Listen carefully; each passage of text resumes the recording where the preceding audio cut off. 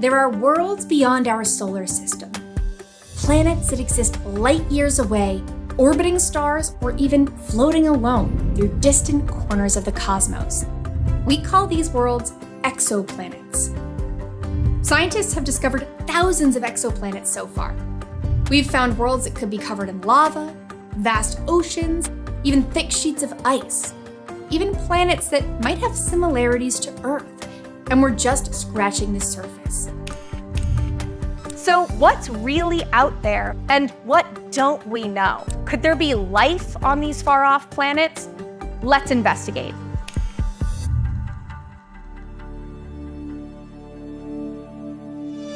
An exoplanet is any planet that doesn't orbit our sun, and so these are planets around other stars or planets that don't orbit stars at all.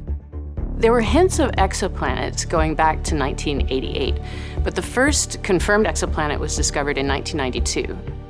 Astronomers have discovered more than 5,000 exoplanets and confirmed them so far. There are thousands more candidate exoplanets coming down the pipeline, though, that are really intriguing. There are several techniques that we use to detect these exoplanets.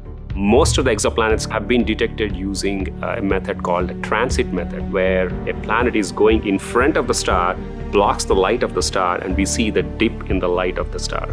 And so we can find out how big the planet is based on how much light the planet is blocking. There are many kinds of exoplanets. There are small rocky ones, kind of like Mercury or we hope like Earth. There are large ones that are more gaseous, like Jupiter or Saturn. There are also exoplanets called super-Earths or mini-Neptunes that we don't even have analogs to those in our own solar system. There are so many types of exoplanets nowadays. Some that I'm particularly excited about are tidally locked planets. So these are planets that orbit so close to their host star, these planets only ever show one side of their globe to the star. We have found nearest exoplanet to us around our nearest star, Proxima Centauri. And so it's called Proxima Centauri b, and that I think is my most favorite one because it's our neighbor. So have we found any planets that we would actually classify as Earth-like? So we found a bunch of planets that are terrestrial in that they're the size of the Earth, they're roughly the same mass of the Earth as well, but they aren't true Earth twins just yet. But despite that, we found lots of planets that could be terrestrial-like planets around their star in a location where life could perhaps survive. When we think about searching for life elsewhere in the galaxy, we can't go to these planets and test them in person. And so we're stuck with trying to study other details of the planets, things like their atmosphere or what we think the planet itself might be made out of. We are looking for the kinds of gases that are produced by biology on a planet. For example, oxygen, carbon dioxide, water vapor, all of them together can be a sign of biology.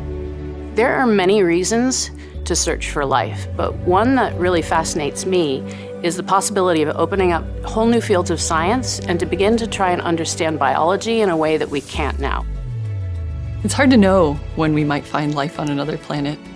What's going to be really interesting is, are we going to find life outside our solar system or somewhere else in our solar system first?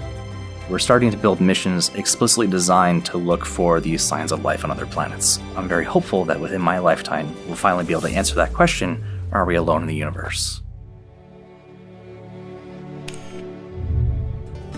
The study of exoplanets has expanded exponentially since the first exoplanet discovery was confirmed in 1992. NASA has a number of different missions, studies, and initiatives that all aim to expand our understanding of exoplanets and to support the search for life. These missions have collected data that scientists will continue to analyze, finding new planets as well as learning more about already discovered worlds. Coming up, NASA's Nancy Grace Roman Space Telescope will launch with instruments on board that will take exoplanet science to a whole new level.